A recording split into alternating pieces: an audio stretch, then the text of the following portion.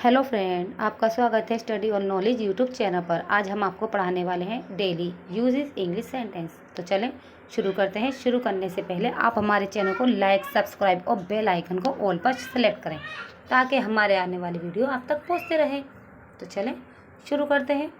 Good morning, सुबह खैर। Good day to you, आपका दिन अच्छा गुजरे।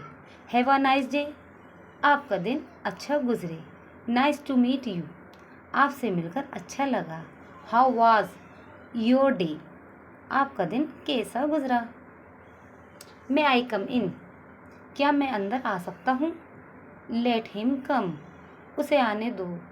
नेवर गिव अप, कभी हार नहीं मानना। आई थिंक सो, मेरा ख्याल है कि। डोंट बी एंग्री, गुस्सा मत करो।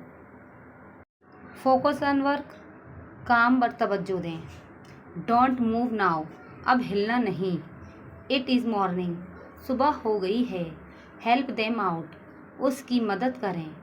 लिसन टू मी, मेरी बात सुनें। वॉश योर हैंड्स, अपने हाथ धो लें।